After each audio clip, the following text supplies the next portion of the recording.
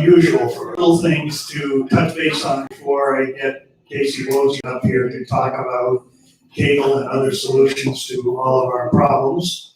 And before that, I'd like to ask Paul Zacks, who was a previous chairman of Men to Men, to come up and talk a little bit about an experience that he's going through right now with a group in Washington, D.C.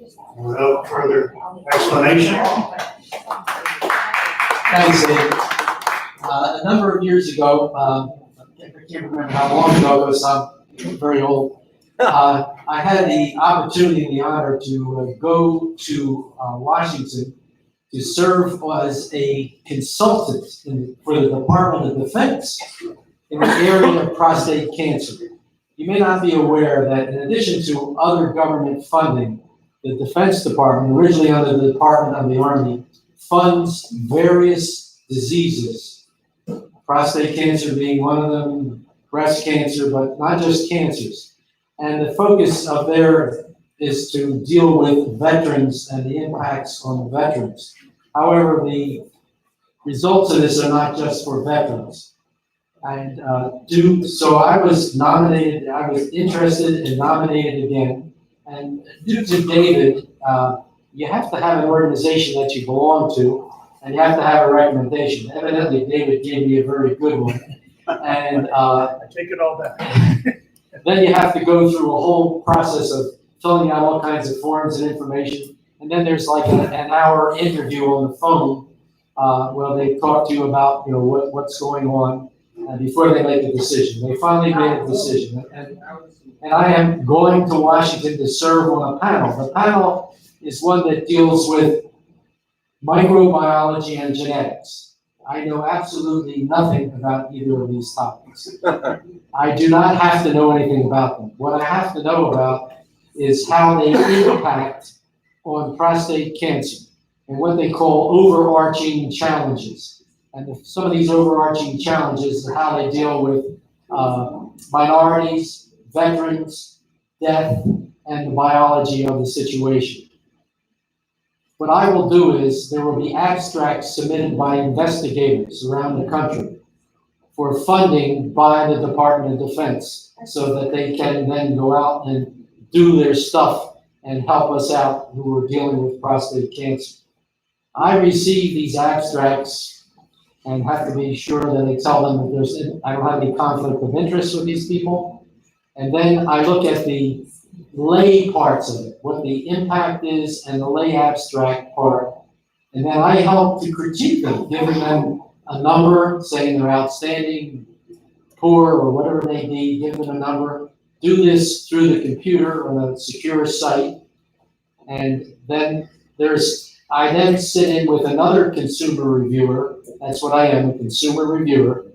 When I get to Washington, November 20th, for a couple of days, sit in a panel, not only with the other consumer reviewer, with the 16 abstracts that I'm going over right now, with the scientists. And these scientists are, I met them before, most of them are PhDs and MDs together. I mean, some top-notch people from Harvard and Johns Hopkins and on and on. And they go over the science and the biology and what the equipment they'll use. And I look at it and I say, how's this going to help all of us here now and in the future? And then critique, I get to discuss things with them, meet with them. And then at that point, some of these are approved or not approved, and then they go to the next step where they might be funded by the Department of Defense. I never know what the results of these are, but at least I hope that I've had some impact in helping out for the investigators who will do good work and fund some of these programs. Quick question, and then that's it. Okay, thank you very much. Can you bring us back some report at the end of this, maybe in January or something? I can. When I come back, I will tell you that I had a good time, the food was good, and the scientists were wonderful. And there were a whole bunch, and I can't give you the names of the scientists or any of the abstracts, because I am literally sworn to secrecy.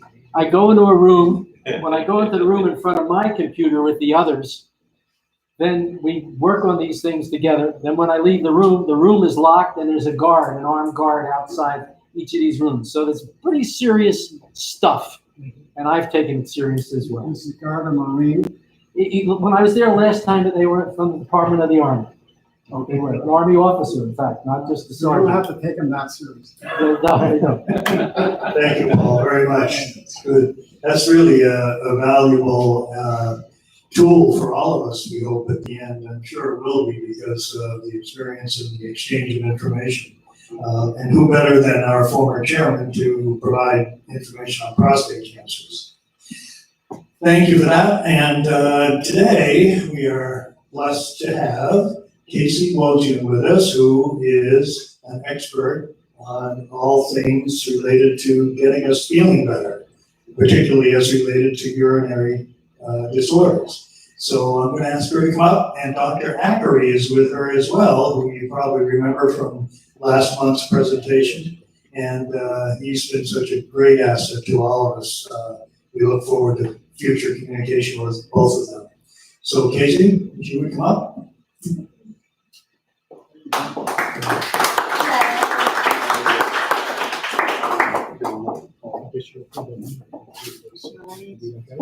Hi, how's everybody today?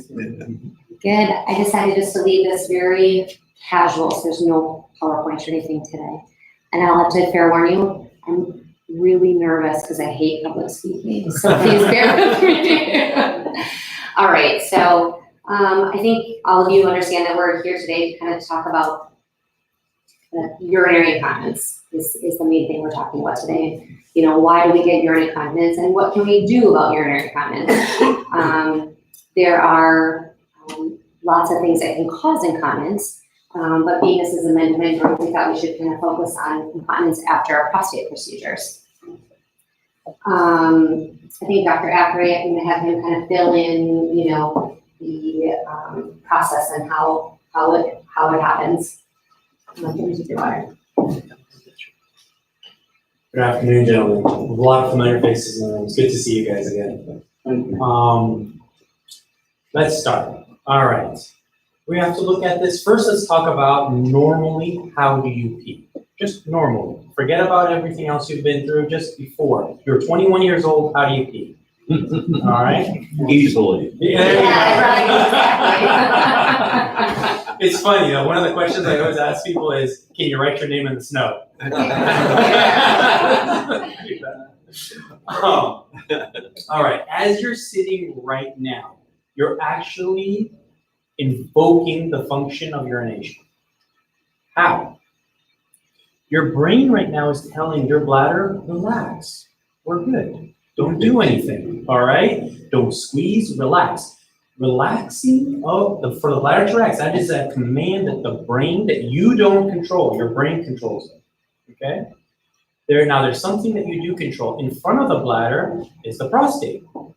There are two valves, one between the bladder and the prostate, and a second one between the prostate and the base of your penis, okay? The first valve that's between the bladder and the prostate, you don't control that, your brain does. Okay, so what happens? When it's telling the bladder relax, it's also telling the bladder, that first valve, stay closed. Okay, now the next valve, the second one, you control that. So when you guys get up and decide, like, I want to pee, that's what you're doing. You're opening that valve. How many times have you stood in front of the toilet and be like, I want to pee? Come on. Come on. Why is it not happening? It's because you did the command for one of the valves, but the other two you don't have control of, and they haven't started up yet. Okay? That's how we hold our urine. That is our continence mechanism. Now, obviously, anything that goes bad, that destroys that, will cause incontinence. Okay? So, meaning what? What if the nerves or the connection that tells the bladder to relax are damaged? The bladder can't relax. The bladder is supposed to be continuously expanding with the urine. Your bladder should not really have any pressure in it. Okay, even as it fills up with urine, the bladder itself should keep expanding with it and have minimal pressure. What if something damaged that? What if something damaged one of the valves? Those are the things that cause incontinence. Okay. Since we talked about incontinence, we'll talk about how do you pee? Okay. Exact opposite happens. The brain tells the bladder, squeeze, please. The first valve opens up, but then the next valve you control. You guys ever remember? Think of a time you had maybe a couple of drinks and there's no toilet around and you need to go to the bathroom, okay? And you're like, I need to go now. You know what that is? That's the bladder starting to squeeze, the first valve is open, and you are mentally controlling that second valve. And the only thing between you and wet pants is that second valve to do that. And that's why the second you open up, it just gushes out and it's ready to go. And it's under pressure to do that. So that's how we pee. Now we can start talking about, in this specific situation, there's multiple reasons that can affect how we pee, okay? But I'm gonna try to focus it on in terms of prostate cancer, okay? Go ahead, okay. Depending on your treatment, okay? And this is good for people who haven't decided or who have already undergone treatment. Depending on what you've got, something's been damaged in the process. All right? Surgery. Where do we cut? We literally, that first valve that the brain controls, we cut it. That's exactly where we have to cut it. That's the line we look for, okay? That first valve is gone, okay? So, all right, so does that mean everybody leaks? No, because you have that other valve. But that other valve is a valve that you control. So part of the rehab is you learning to mentally always control that valve. And this is really important. I want you guys to understand that. It's no longer an involuntary thing. You consciously have to always be thinking, I don't want to pee right now. All right? So in surgery, we cut it off and we cut right before the other valve. If for whatever reason the cancer is invading and we get that next valve, you're completely incontinent. Okay? So that's surgery. Okay? Let's talk about radiation. Radiation, we're zapping the same area. Okay? That first valve can get zapped as well and get hurt, but it doesn't completely die. It just gets hurt. Okay? And depending on where the radiation goes, the second valve can get hurt as well. All right? But more importantly, if they get some of the bladder, remember I told you the bladder is supposed to expand and relax on command. Radiation causes what you call a fibrosis, okay? Meaning, have you ever accidentally or seen one of your kids or somebody put something plastic in the microwave? Okay? Basically, a plastic bag is supposed to be malleable, you know, or a piece of rubber comes and goes. Well, if you heat it up a little bit, it becomes stiff. Well, if the bladder isn't relaxing when it's filling up with urine, it fills up, but then it reaches a point where it feels like it's already full because it's stiff. It's not relaxing all the way. And then it starts to spaz and it causes incontinence. So radiation can cause that, okay? A very common thing that, just so you know where radiation hits is, I might have mentioned this before, radiation cystitis. When the radiation hits the bladder, it can cause bleeding of vessels and atrophy. Basically, some of the muscles of the bladder die off and they lose their elasticity. Okay? So, that's how radiation does it. This is the problem. How do we fix it? All right? So, almost everybody here is of the male orientation. Okay, this is going to be hard for us to realize because it's something that ladies go through. Okay, ladies have one valve, just one. Okay, not all ladies leak. They're fine with one valve. Okay, with that one valve, they're able to maintain continence. So, if you've had surgery, so if you had radiation, you've got two valves, but they're weakened, so you need to strengthen it. If you've had surgery, you've got one valve, okay? So what keeps ladies from leaking? Ladies are actually smarter than us. I will not admit to this in front of my wife. I will not admit to this in any situation. All right. They are. They do that. They're built robustly. Now, that being said, they use their pelvic floor. Basically what? There's muscles at the bottom of your pelvis, down here. You know them because you've used them before. And I'm going to give you an example of when you've used them. And those muscles are recruited and can help the valve that's left. Okay? So when you've had one of these surgery or radiation, we need to strengthen those muscles to help you with your continence. Okay? And there's a couple of techniques to do that. You want to do that? Yeah, so that's kind of where my specialty is. That's why I had Dr. Ackery kind of fill in everything else. He's better at explaining than I am. As far as the pelvic floor, you think of it as like a sling or like almost like a mesh. Think about a net. That net is catching all of those organs and helps pull it up, hold everything in place. So as far as the pelvic floor, there are some handouts in the back, by the way, that can show you pictures as well. But the pelvic floor, what is it? It goes around the anus, okay? It goes around the bottom of the bladder, but it also goes around the base of the penis. So when you use your pelvic floor, you use it when you're trying not to pass gas in the elevator, when you're trying to push and urinate, when you're trying to hold urination, when you're trying to defecate. It does all those things for you. And then a gentleman earlier asked me, are these the same muscles that help with ejaculation? Yes, they are. So one thing that I do specifically in the office is to help people understand, well, where is my pelvic floor, and how do I use my pelvic floor? How do I strengthen my pelvic floor? Okay. Most people know them as Kegels, or if you go on the internet and say Kegels for men, it usually shows you pictures of how to get an erection. Honestly, if you Google it, okay. And so the pelvic floor, what it is those internal muscles that when you have to control, like us female, as Dr. Ackery pointed out, when we don't want to urinate, we have to consciously think, oh, I need to hold those muscles and I need to tighten those muscles.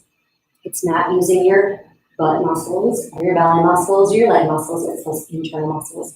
And that's one of the main things that can help you with continence.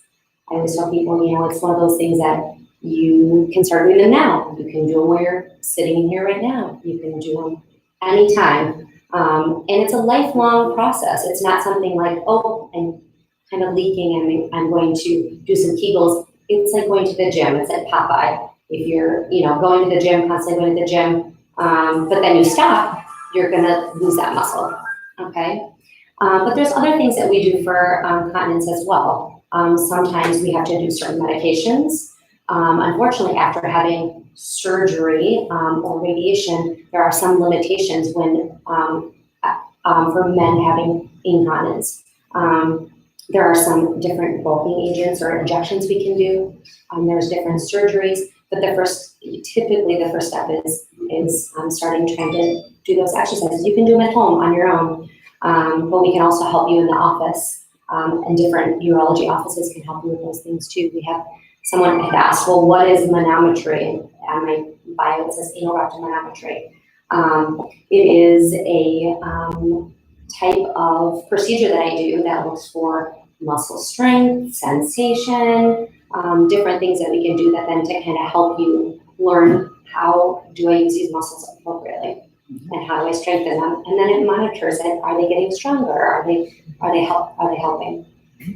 So, and then some other things that we do if it's not related to incontinence specifically because of your prostate are different medications, different techniques called a peripheral nerve stimulation. And that is something that goes above and beyond the Kegel exercises.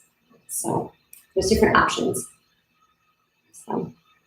Let me piggyback on that. Yeah. All right. I'm a surgeon.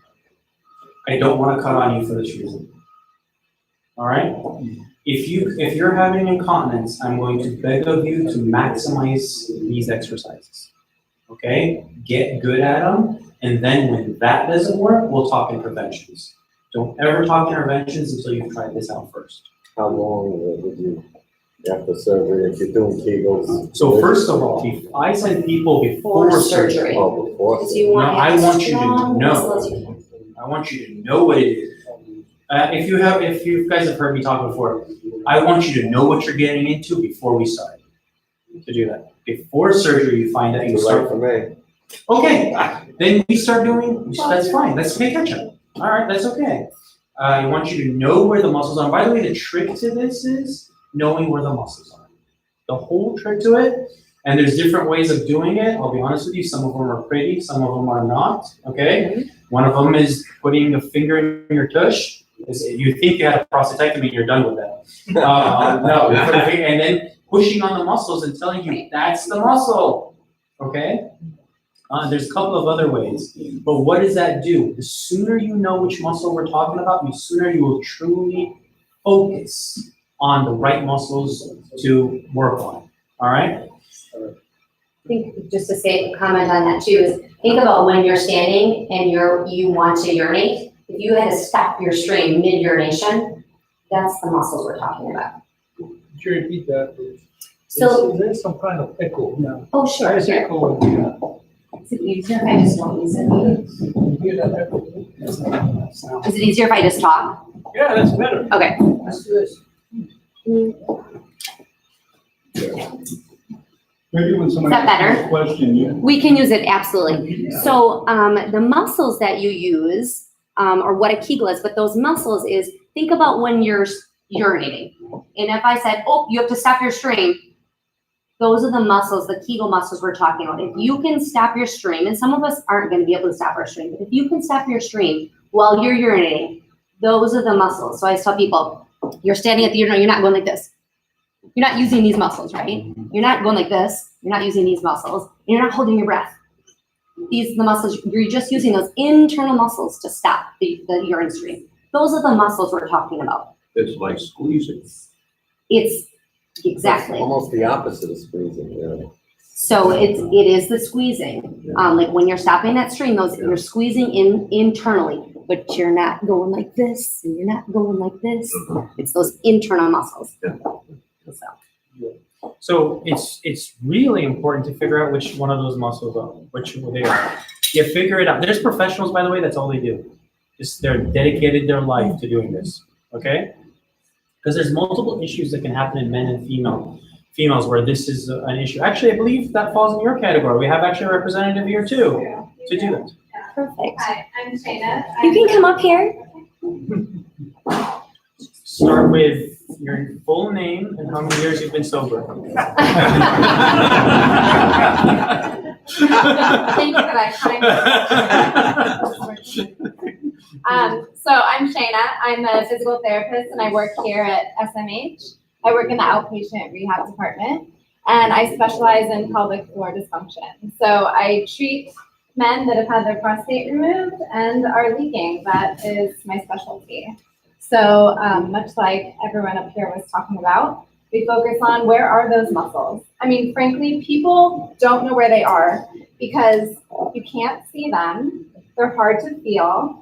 And it's not something that you sit around talking about. You're like, oh yeah, I was doing my Kegels and I really felt my scrotum lift. It was, yeah, I felt that. Like people don't sit around talking about that. And so it's valid that you don't know how to use them and you don't know where they are. And so that is a large part of what we do. And those muscles are very specific and they also work in conjunction. They do work in conjunction a little bit with those deep, deep abdominal muscles. And it's also about specific training. So when are you leaking? Are you leaking when you're walking? Are you leaking when you go from sitting to standing? Are you leaking when you're scooting back in the chair? You know, so we train the specific activity that you're leaking. If you wanted to become a marathon runner, you would run marathons. You know, if you wanted to be a really good tennis player, you'd play tennis a lot. If you want to stop leaking, you practice doing these exercises during the times that you're leaking.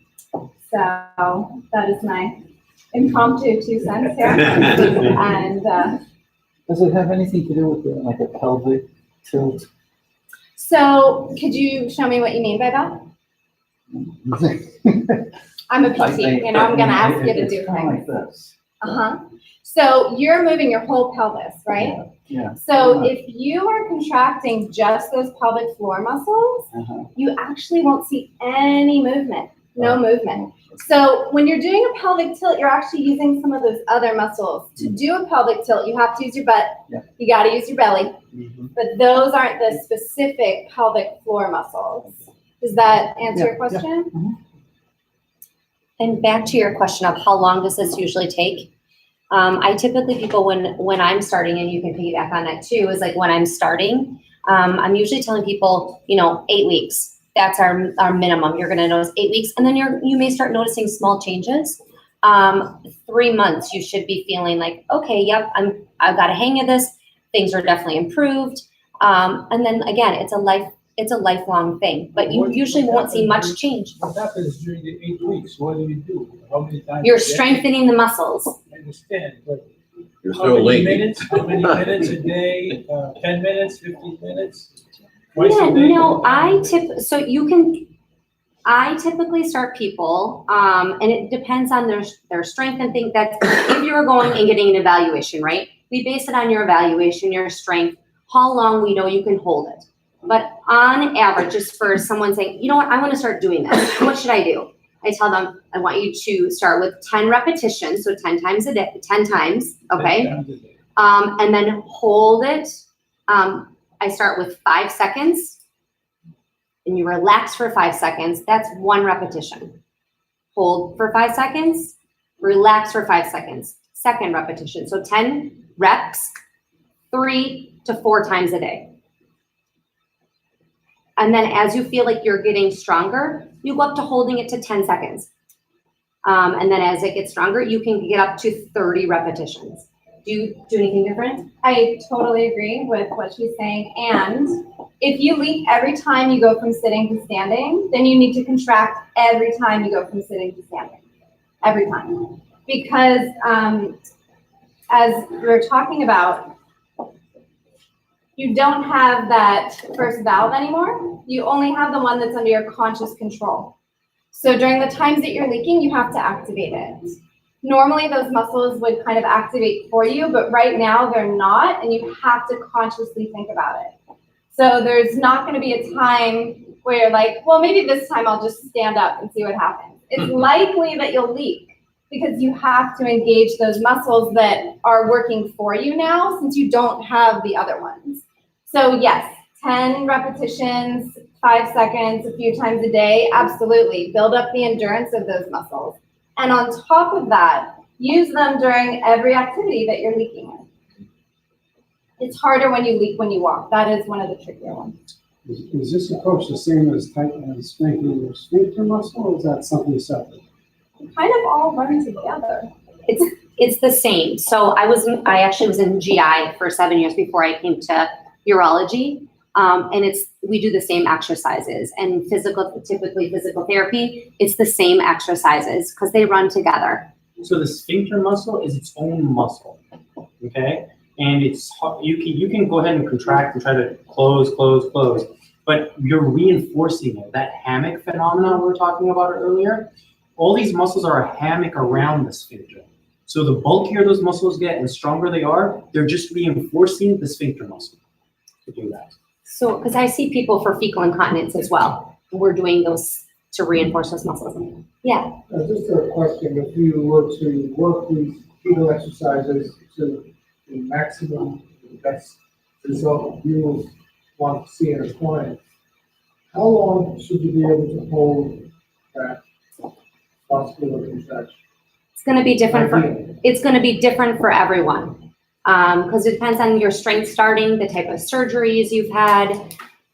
Do you have constipation? Do you have diarrhea? So that's a Can hard you hold that contraction for too long?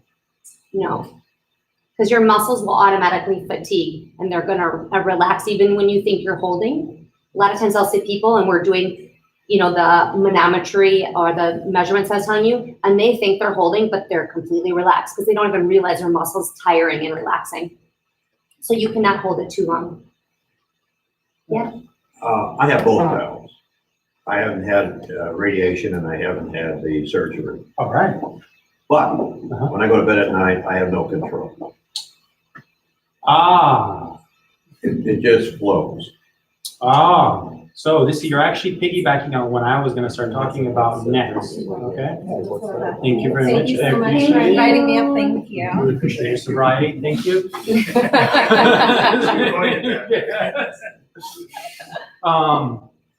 So, when we started this talk, you recall, we mentioned, why are you leaking? That's why I'm really big. Almost everybody here is a baby boomer, okay, or pretty close to it. Far beyond. Well, you look like one. We all look. No. Well, that being said, this is a generation that you guys are the ones that bucked the trends, asked the questions, and made everybody explain. You guys are the reasons why. Honestly, I truly believe this. We have now evidence-based medicine, okay? Because your parents could do whatever the doctor said, okay? You actually ask why, and you want to know why. And that's why I always like to start with why is it that, what's happening? What's the normal physiology? Okay, now to answer your questions,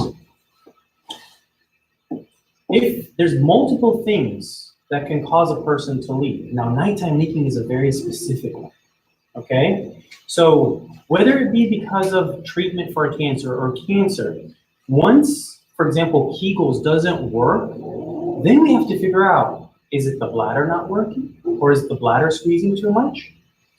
Is it, or not relaxing? Is it the valves not working? And we actually have a test that does that, okay? So the question is now why? Now the other reason is somebody at nighttime, and by the way, for those of you who have prostate cancer have been treated, all of these things still apply to you because you're still a man. You can still have all these problems, okay? If you snore, you have a higher incidence of nocturia. Nocturia is the word for nighttime urination, okay? Why in the world is the urine surgeon talking to me about my snoring? Okay? I'll tell you right now. If you snore, your lungs aren't getting enough oxygen. If your lungs are getting enough oxygen, your heart starts pumping more blood to the lungs so that they can pick up as much oxygen as possible. If your heart's pumping more to the lungs, or it just doesn't go to the lungs, it goes to the kidneys. If the kidneys get more blood, guess what the kidney's main job is? Filter the blood from all the impurities. So they're doing more filtering. If they're doing more filtering, you're creating more urine. If you're creating more urine, your bladder is going to fill up more and it's going to be spastic. That's the reason why. Okay, that's one thing. Are your kidneys not able to concentrate the urine anymore? Okay, so the kidney's job is to filter the blood, but also to hold on to water as needed. Some diseases happen where the kidneys are no longer able to do so. So they're just continuously throwing out water. That's another reason, okay? So is it the bladder, it's contracted or it's not relaxing and it's basically building up pressure? Because remember I told you, the only time the bladder should have pressure in it is when it's urinating. Other than that, the pressure should almost be zero all the time. Is for some reason the bladder contracted and it's building up pressure and it's starting to break through the valves, okay? Is that it? Is the valve damaged? Those are questions that have to be answered.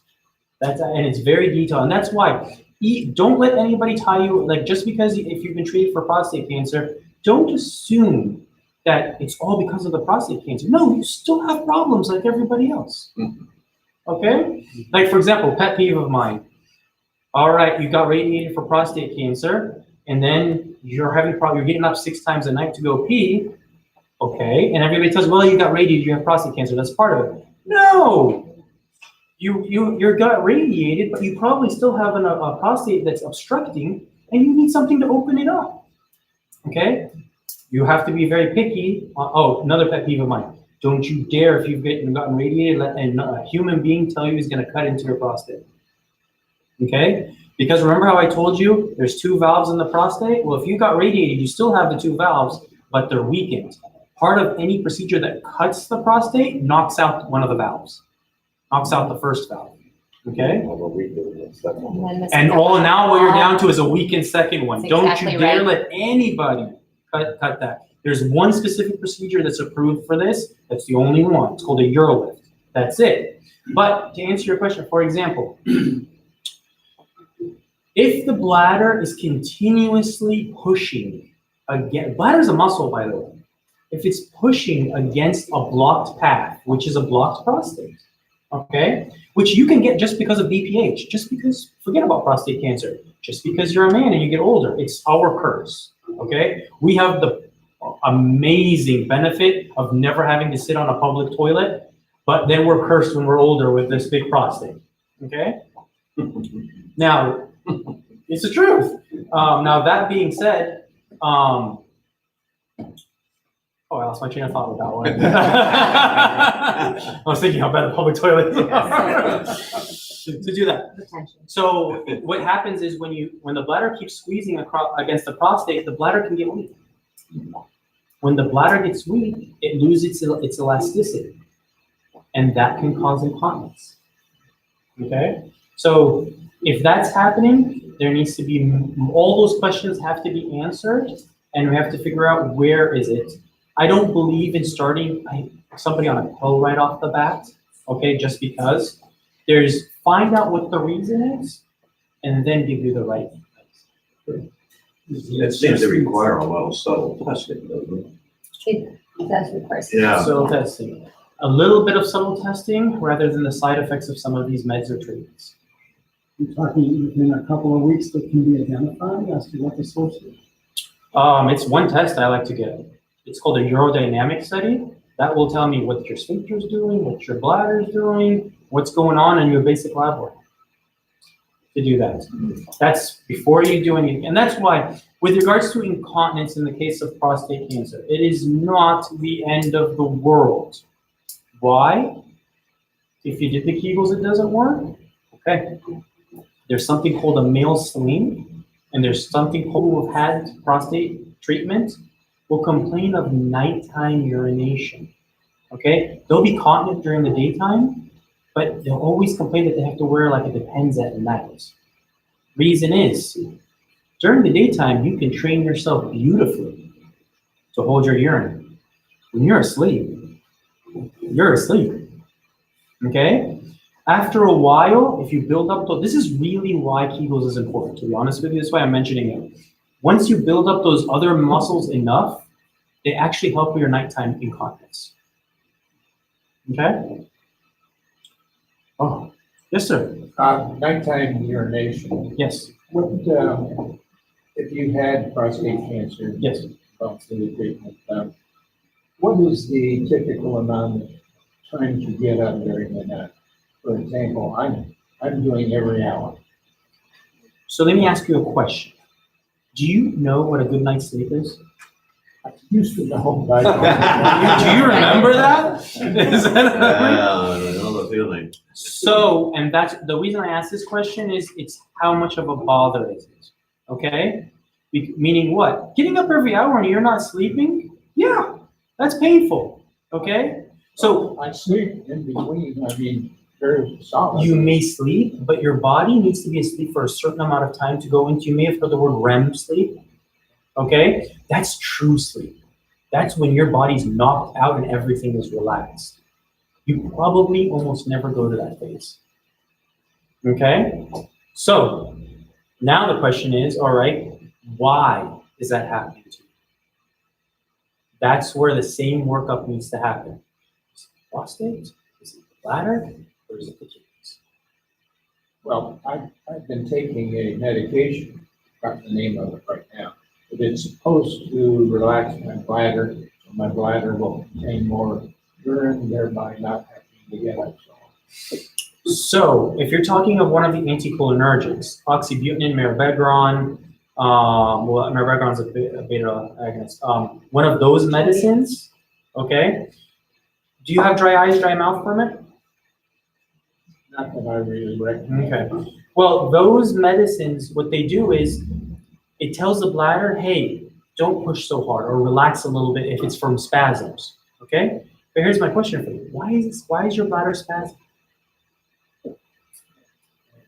And this is where I was talking my pet peeve. Find out what's causing it first, and then give you the medicine. Because if your prostate's blocking it, and that's why the bladder's getting tired, that's why it's spasming, you're just gonna be on medicines your whole life, and then you're gonna need stronger and stronger and stronger medicines. And every medicine has its cycle. Before I took the medication, it was horrible. Every 15 minutes maximum. And medication has opened a little better. Little door, for me yes. now. Anyway. So, and that's the question, just always, and I think, by the way, your physician, your doc is obligated to answer this question.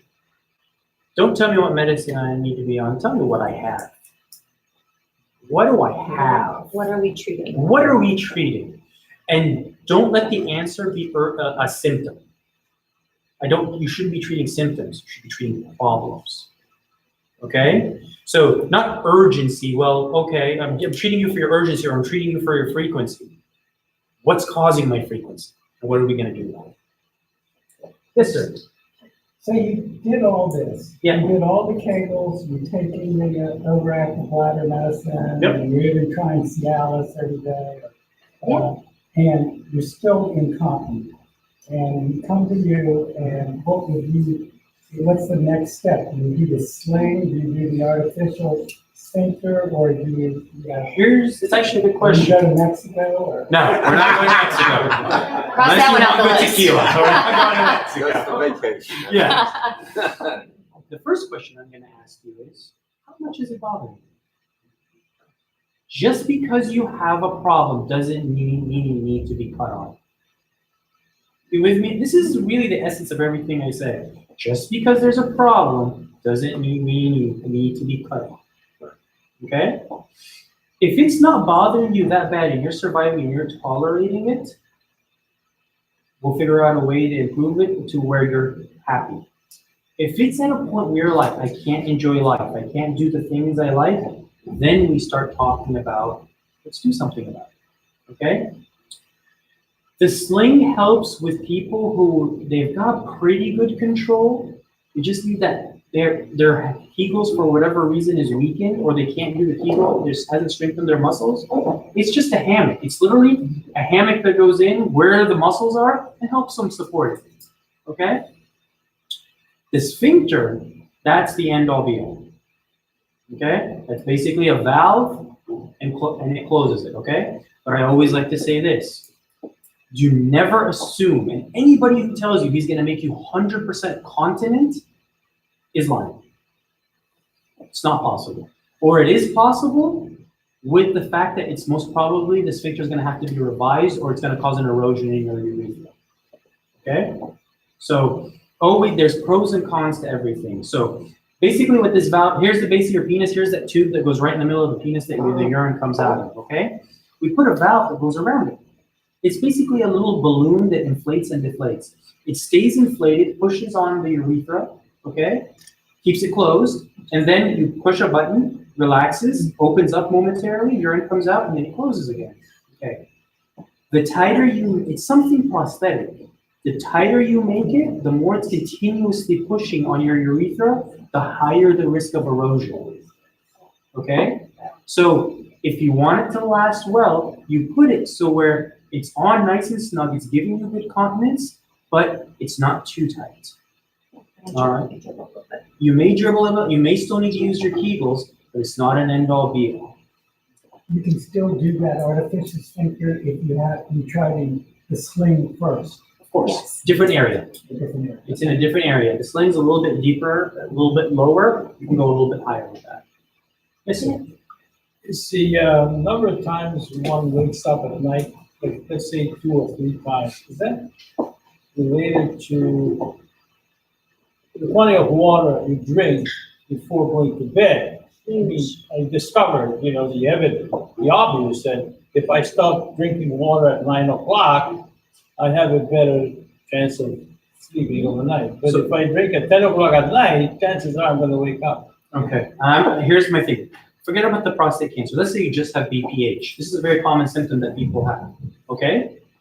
I don't start people automatically on a medicine. We do what I like to do, what we call behavioral management. Yeah, Stop the caffeine, stop drinking 3 hours before bedtime. 3 hours. 3 hours. Okay. Take a good pee before you go to sleep. Make sure you're not constipated. Pet peeve of mine, I prescribe Miralax more than I prescribe anything in my office. I'm not kidding you. I literally should be the spokesperson on it. You should see me on the bottom. All right? To do that. Why? The same nerves that control the rectum, the same nerves control the bladder. If the rectum is full of poo, those nerves are not compressing. They're not emptying. It tells the bladder, don't compress all the way. You will never empty. Address the constipation. Some of you are gonna be like, Doc, you're a quack. Every single day I poop and I still have that problem. All right. Just because the engine and the first couple of cars came out doesn't mean there's another 10 cars and a caboose still sitting in there. Okay? And I've proved this by, I'll go ahead, for whatever reason, the person will get a CT scan. It's like, I poop every day, and his wife's like, he spends 3 hours in there. I was like, all right. First of all, you shouldn't be spending 3 hours in the bathroom unless there's a really good article that you wanted to finish reading, okay? Or a book. Or a book, okay? But did you ever ask yourself, why are you spending so much time in the bathroom? It's cozy and warm. Touche, fine. I want to see your bathroom. But basically, you should be able to get it all out. Or another guy will tell me, Doc, I do twice a day, 3 times a day. Haha. I was like, if you did a good job the first time, why are you going another 2 jobs? Okay? And the reason is you're not emptying. Pooping is one thing, and actually emptying is another thing. I'm more interested in the emptying. And hey, Doc, no, my poop isn't hard. It's not if your poop is hard. Is it all coming out? Okay? And there's multiple things that can cause that right off the bat. Forget about the prostate cancer. If you're diabetic, if you're taking certain pain meds, some of the frequency medications, all of those things cause constipation, which hurts. Iron. Huh? Iron. Okay, Iron, I yes. refuse to start somebody on iron unless they're on Miralax at the same time. I refuse, because that is not a nice constipation. Yes, sir. How long does it take to digest that food? If I eat dinner at 6 o'clock at night, will that food digest and be ready to come out at 9? No. Or will it take time? So now, thank you very much. This is the argument I've gotten from people. It's like, well, I eat a lot. And sometimes the wife will be saying, like, he eats all the time. I'm like, unless he's going to a hot dog eating contest and literally eating 45 hot dogs, you are not making that much food. So it takes to go through the full cycle. You're looking at least 6 to 7 hours, at least. I mean, that's if you're a rapid guy, okay? And you're just eating a lot. Who's doing that? Okay, 1 good poop a day should empty it out. Okay, if you're going multiple times, that means there was still some left in there, and you didn't empty it all out. Now the little bit that came after it filled it up, and I got to poop again. Yes. I was operated June 2018, and I've been doing the Kegel exercises. I saw Casey. I'm in that category, the first one you said, where I can live with this. Okay. At night, I'm pretty good. I get up once or twice, but I think that's normal for my age. I'm 61. And,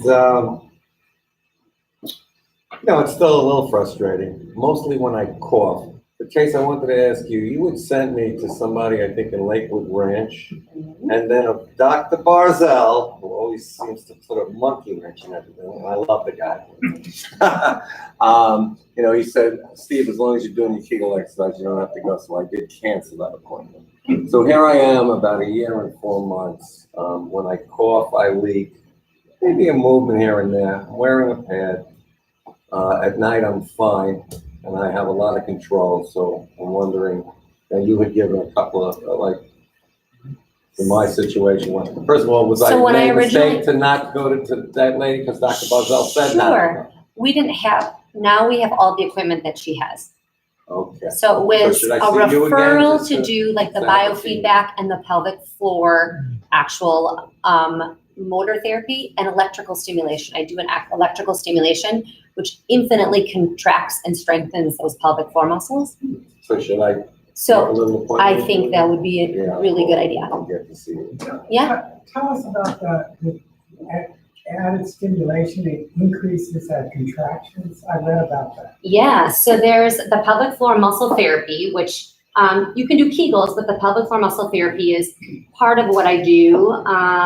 When I stick my finger in your rectum, I'm finding those muscles. You know, are they strong? Are they really, really tight? Do we actually need to loosen some of those muscles? Okay. And then the second part of it is electrical stimulation. There's more to it than that, but I'm going to skip to electrical stimulation. What it is it's a probe in your rectum. We base some of it based on your strength. Another part of the stimulation is based on your sensation. So you'll start to feel like a tingling. You'll start to feel a thumping. And then I turn it up to get to essentially a stimulation where it's tolerable. And what it does is it alternates. So it turns on for 10 seconds. You'll have a stimulation. So what it does is it causes the muscles to contract And that's as if when you're you- doing a and Kegel. that's when you contract. You should contract with that. So I'll get to that. So part of it is, so what it does is it causes your muscles to squeeze and contract, and then it relaxes for 10 seconds. Squeeze and contract, relax for 10 seconds. And then there's a part of it that there is some data that shows that if you do a Kegel around the electrical stimulation, it makes it even stronger. So your Kegel exercise is even stronger because you're trying to even contract your muscle harder. And it just actually speeds the process along of the Kegels. You can do Kegels and Kegels and Kegels. And like I was telling you before, that you usually 8 weeks, you notice a difference in 3 months. This, we typically notice a 40% difference within 4 weeks. So it just really speeds the process up as far as strengthening those muscles. I wanted to ask relative to that, was it fully assessed before the gentleman got to you, whoever, he or anybody else gets to you, as to going back to the doctor said, what's behind it, what's causing it? Typically, You just figure out, try it, it might work. so it depends on which physician you see. That's the truth. Everybody does things a little bit differently. You're hearing my spiel. That's my spiel. I believe I like being a sniper. Some people are like, hey, let's see what works. You know, that's their mantra. It's just I'm kind of a little bit more. There's no right or wrong. Everyone does it differently. I want to come back to a question asked earlier. The assessment you do Yes. is only within 1 or 2 days confirming whatever it might be. Oh, I know the answer before you leave the room. Okay. I know the answer before you leave the You room. do. You know the answer too, because you're watching it too on the screen. You're awake. You're watching and telling you, hey, you contracted. Hey, you didn't contract. Look, your capacity is low. You know right off the bat. What's the name of this? Urodynamic study. So some people call it CMG. It's I interchangeable. hate to sound simplistic, but most urologists know about this test. It All urologists has know been about this around, test. I want to say, from really the early 80s. Oh, my goodness. And it's all covered by Medicare. Of course, that's the only thing I do. So Yes. how do we as an organization, I'm a past chairman, so I'm asking about, how do we promote that simple, vital piece of information? By coming to this, and my main goal of this meeting, I'm arming you with knowledge. I want you, when you go to your respective physicians, the more this is again back to my baby boomer talk, okay? The more you guys know, you ask for your help. I would like to literature on that and have it distributed to some urologists to find out whether they use it. Oh, they all use it. Yeah, They always, yeah. it's just, they have to remember how to interpret it. Oh, Okay, they need to remember how to interpret it, and it depends on where they got trained. Some places they didn't learn it, and some of the guys were practicing before 1981, so it came out after them. So it depends. But the modern mantra is identify first and then go on. Yes, sir.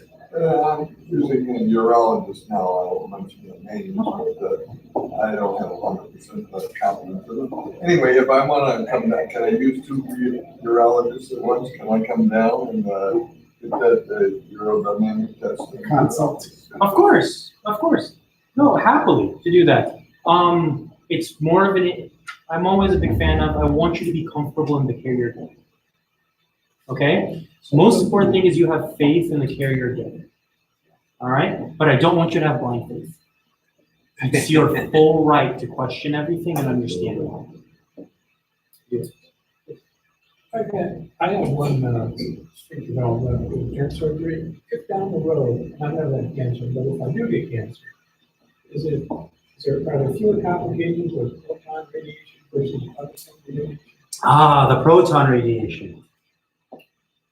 Such a controversial topic that I don't think needs to be. It's been proven to be equal in terms of side effects. Okay? Equal. Equal at this point, okay? Now, there's no, yes. Oh, Question, we all can't hear it. sorry about that. Let's see. You don't need the mic. Well, I will elevate my manly voice right now. If the gentleman mentioned he has one valve right now because he has a TURP surgery, okay? Basically, remember I told you if somebody cut on your prostate for BPH, one of the valves goes, okay? He's asking, well, in terms of, is there a difference between proton or not, okay? Proton, If he would get prostate cancer. if he He's was. talking about a prostate Yeah. or a cancer treatment right now. Effects on that sphincter valve. What I'm, Okay, so as of this, so there's no long-term, remember, I only talk science, research is available, okay? As of right now, most of the studies show equivalence in side effects between radiation and proton therapy, equivalence, okay? But there's no long-term on the proton because they've only been starting tracking it not too long ago, okay? Proton, I have a whole spiel on it. It's great for some people. Most of the people who get it love it. The one thing about proton is you have to be well funded. The therapy itself is covered by Medicare, okay? But you need to, if you don't live in the city that it's available in, you need to go live in that city for about 2 months. Something, yeah. So there's a, that's not as easy for some people to do that. Yes, sir. I want to talk a little bit more about constipation. Oh, please, I'm telling you, I'm on the bottle. What is the name of the medication you? Miralax. Miralax. I'm sorry? Miralax. Miralax. It's over the counter. Huh? It's over the Yes, counter. yes. Over the counter. Over the counter. I don't care if it's generic, and it is not a laxative. It is not habit forming or? It is not habit forming Okay. to do that. All right. Well, let me tell you how it works. And let me tell you how it works. Because it's really important because you have to do some behavioral changes. Yeah. It's a natural plant-based thing, okay? And what it does is, it has no taste, it has no flavor. I usually tell people mix it with some orange juice in the morning. They don't even realize that they took it. It's a capsule. Take it in the morning. Coffee works better. Coffee, okay? You take it, it goes into your gut. What it does is it sucks water from the body into the gut. When there's more water in the gut, the stool becomes softer. When the stool becomes softer, it's easier for the body to evacuate. Okay? Here's the trick.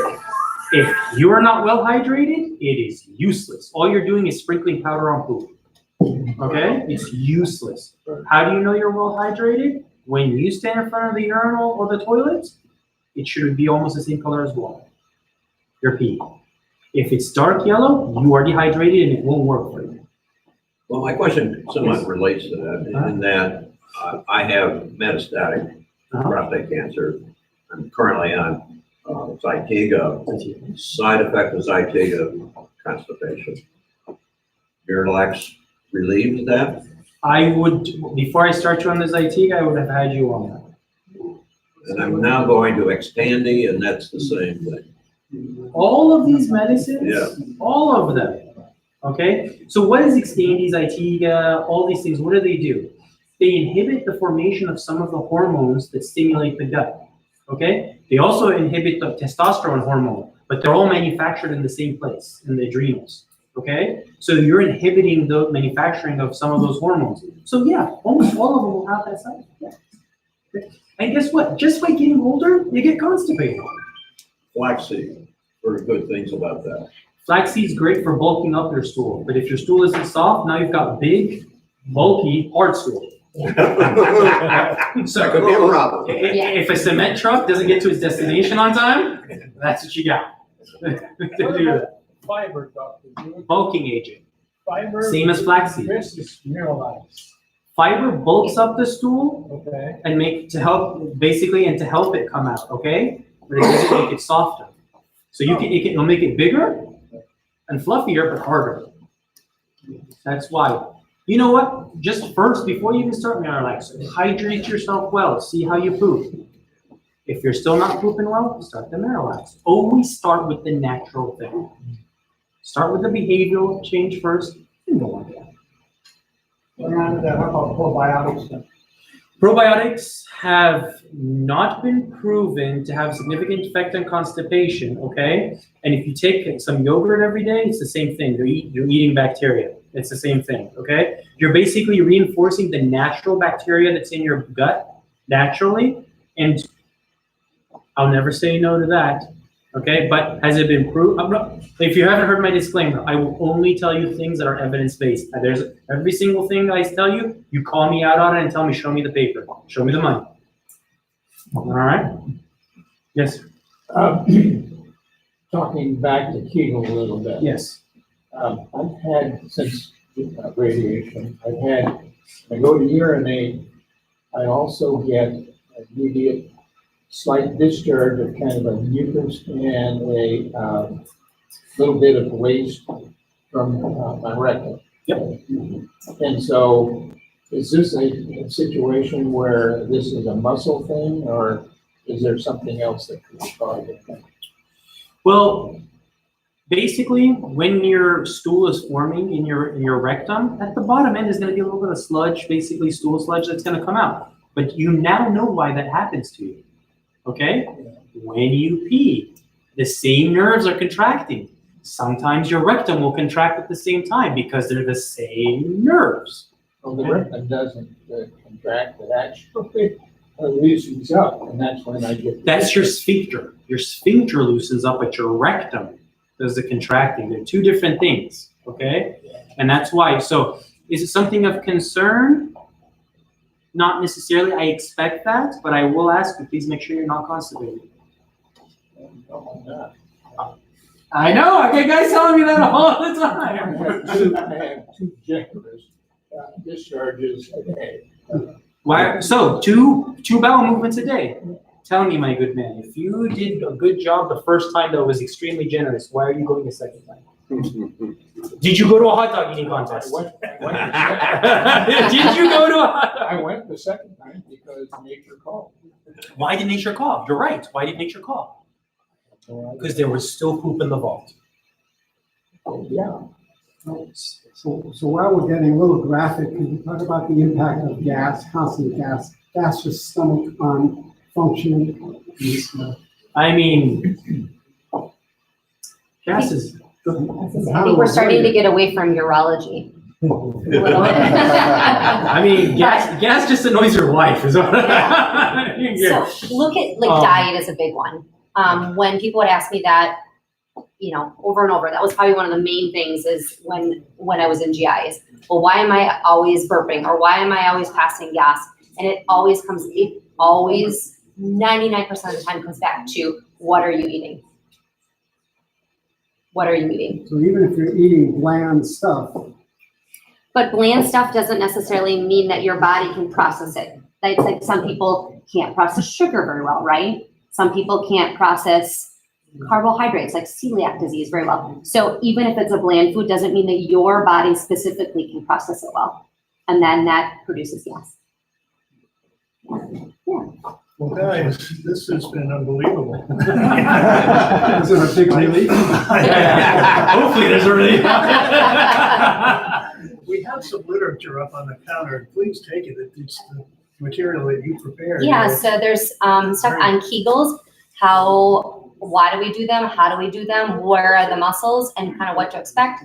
There's one on diet, actually, things that help with diet, the behavioral things that Dr. Acker is talking about. If there's a handout on all the behavioral things.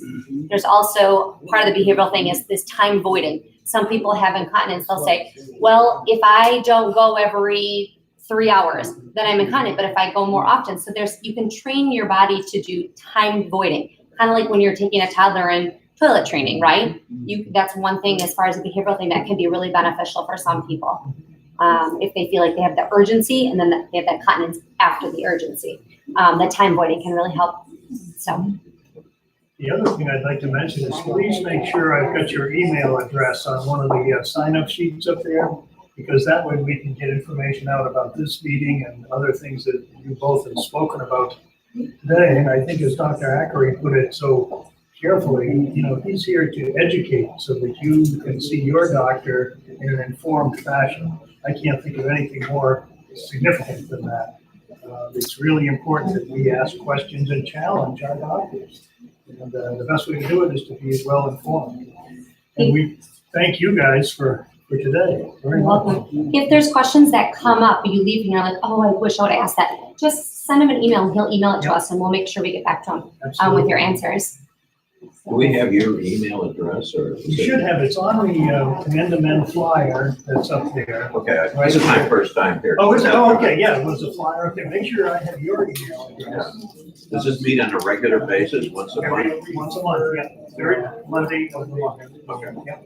And I'll make sure you get it. Yeah, I'll send my name. Thank you, guys. Thank you very much. It was a pleasure. Thank you.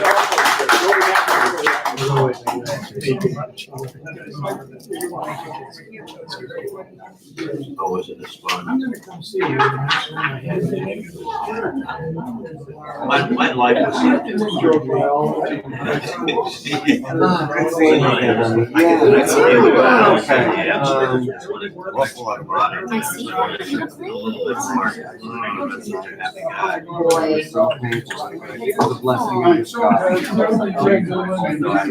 I was never overweight, I was like 177. It actually works through my screensaver.